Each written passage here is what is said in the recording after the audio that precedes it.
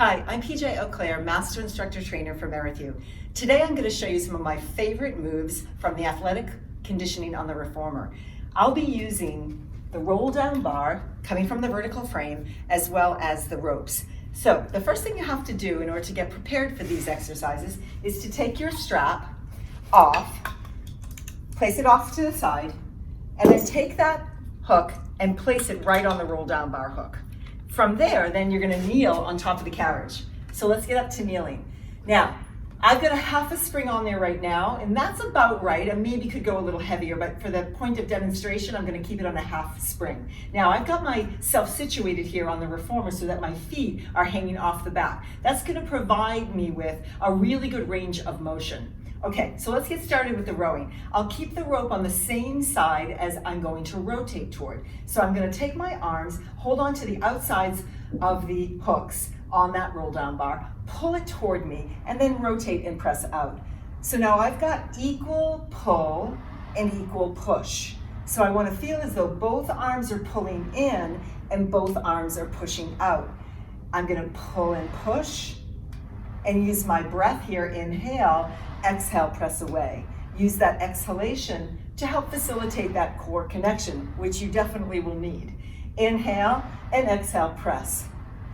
Inhale, exhale, press, and then coming back to center. The next one is coming from paddle boards. I'm gonna take my hand and place it on the very top of the roll down bar. The other hand is on the bottom. I'm gonna pull straight back with my back arm while my top arm is pressing. So I'm doing this pull pattern, working the whole posterior chain while my core muscles are activated. This is that paddleboard feel, okay? Now you could hold it on the side if you felt more secure on that bar.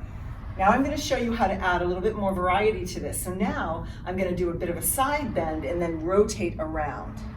So I'm gonna press down as if I were putting my paddle into the water and then taking it back out again. So it's a side bend with a rotation and around. Side bending, rotating around. Side bending and rotating around. One more time, side bend and then rotate that back around.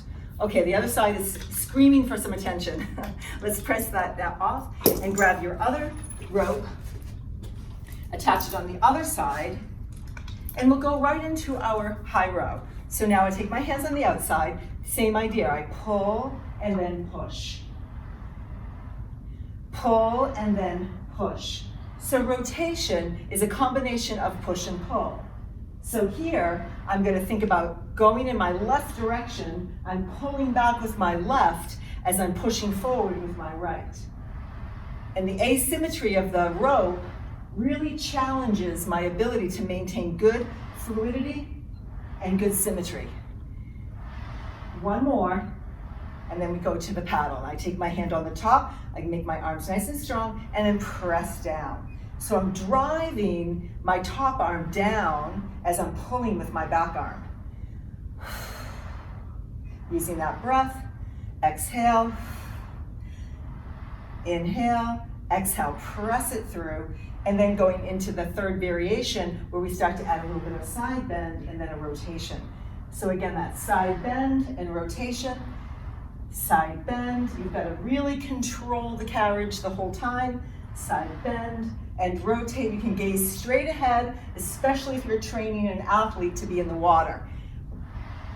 And around, side bend, and around. How about two more of those? Hope you're doing this with me. And one more time. Around and through. Finish gently, place that down. I hope you enjoyed this segment. Know that it will really help your athletes with their posterior chain activation as well as their total core. Thanks for joining us.